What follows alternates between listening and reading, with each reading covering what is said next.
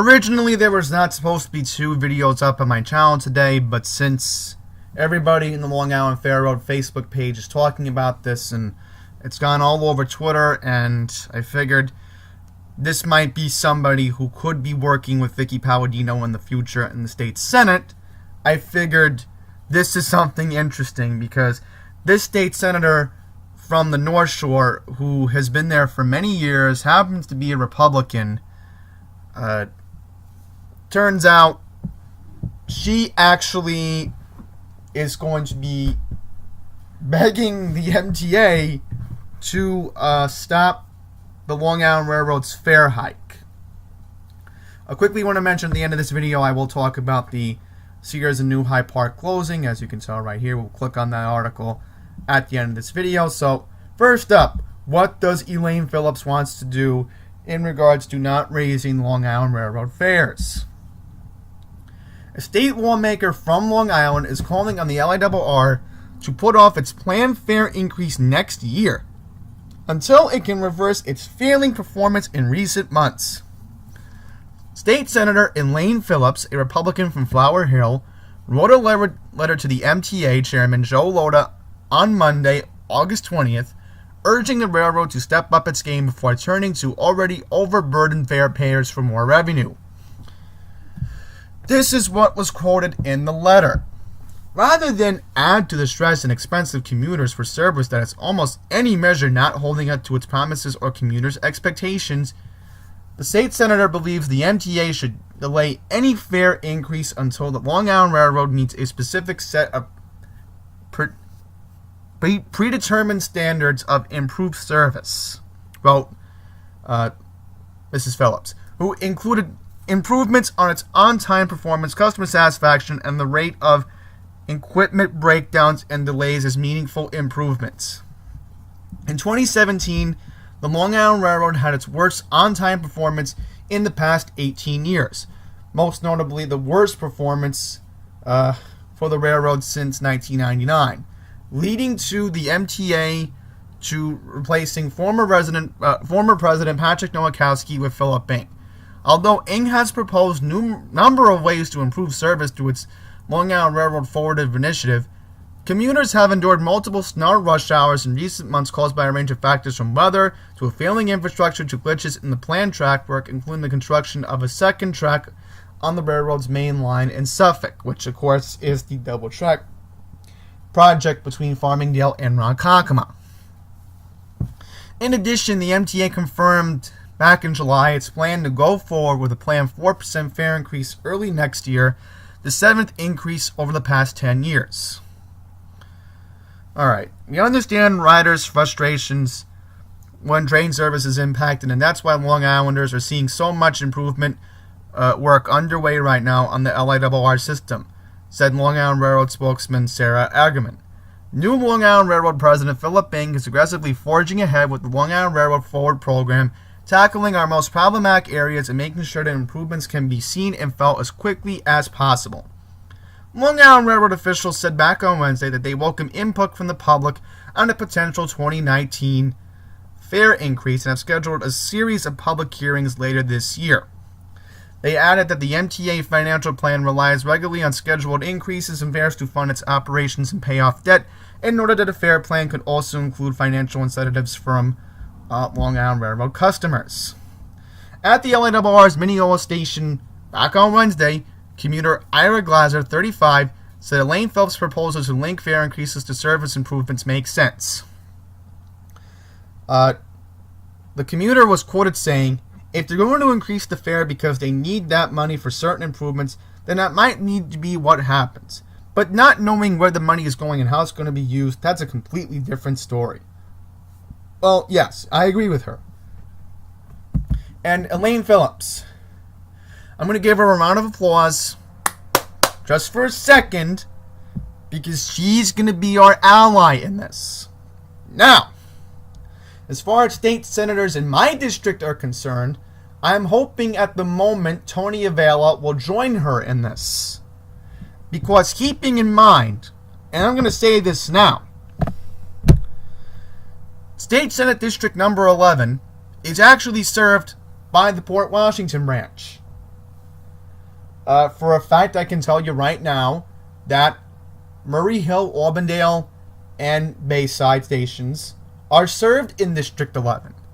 So, pretty much, this is District number 7 Elaine Phillips is from. It's a North Shore district. I researched it. Now, this is an interesting story because I was happy to see this. And honestly, I don't want to see my disability fare go up too. Because I have a bad feeling, not just the monthly and the weekly and the one-way is going to go up as a whole. It's bad enough I have to worry about my $135 fare on my disability Metro card is going to go up. Now, they're going to threaten to raise my disability fare on the Long Island Railroad next year. So I'm glad this lady is paying attention to me and everybody else who takes the railroad as well. Not just the disabled and senior customers, but, pretty much everybody who uses the Long Island Railroad as a whole. And believe me, folks, and believe Matt Camper and Pine Power when they tell you this, the service has not been the greatest. The main line always has problems. They should not be raising any fares, and I agree with this woman, until they honestly get their act together. So, yeah. Pretty much, we don't need to get into that. Into it that much. Now we're going to talk about Sears and New Hyde Park closing. K-Mart in Riverhead and Sears and New Hyde Park are among 46 unprofitable stores that Sears Holding Corp. Will close in the latest round of cuts. The stores will close in November as part of the Hoffman Estates, Illinois-based company ongoing efforts to streamline Sears Holdings' operation, strengthen our capital position, and focus on the best stores, the company said in a statement. The Kmart in Riverhead is at 605 Old Country Road in the East End Commons Shopping Center. The Sears, of course, is in the Lake Success Shopping Center at 1400 Union Turnpike. Liquidation sales will begin August 30th, the company said. The stores will join the hundreds nationwide that Sears had closed in recent years and has struggled to compete with Amazon and other online retailers. In January, Sears says it was closing 103 stores, with most shutting their doors by April, including the Sears at 195 North Broadway in Hicksville. Then in May, Sears announced it was closing 48 Sears locations and 15 Kmarts in early September, including the Kmart at 1000 Montauk Highway in West Babylon.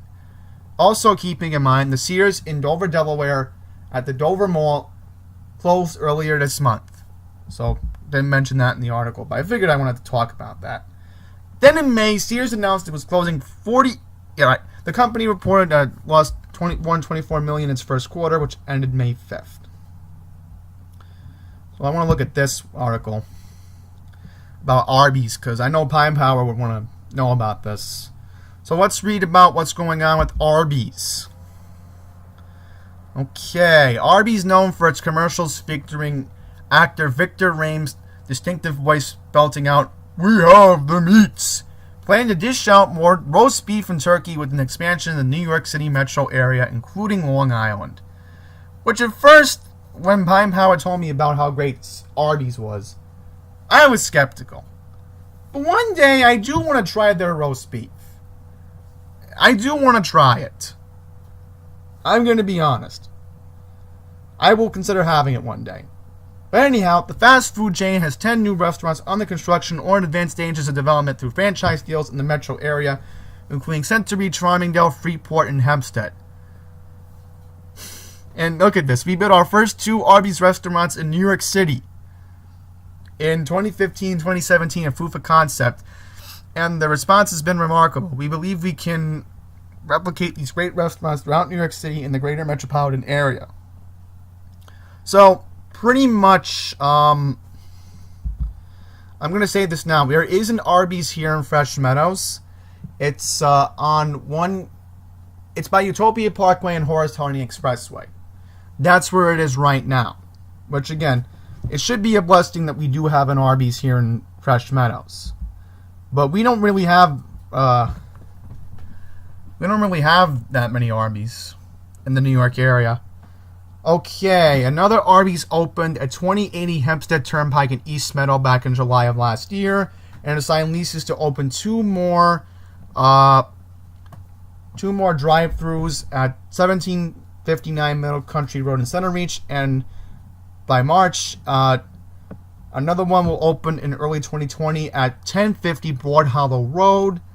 The group actually wants to expand Arbys into Suffolk County. So this group, AR Chain, wants to expand. And pretty much, I'm going to tell you right now, there are a lot of Arbys in Delmarva. They don't tell you that, but there are a few of them. We have one in Salisbury. There is one near Dover, I think. I don't remember if there was one in Milford, because a couple years ago Chick-fil-A expanded out to Delmarva, and there's so many I can lose count of at this point. But yes, I will quickly say again, Center Reach, Farmingdale, Freeport, and Hempstead, you all are getting more Arbys, and it looks like more are going to open in Manhattan, it looks like. That's what this article pretty much talks about. So we'll go back. Yeah, so that's pretty much going to wrap up this video. Really no more need to go into that. I don't want to talk about airline. That's Matt Camper's specialty. So that's it. Thank you for watching. Until the next video, take care.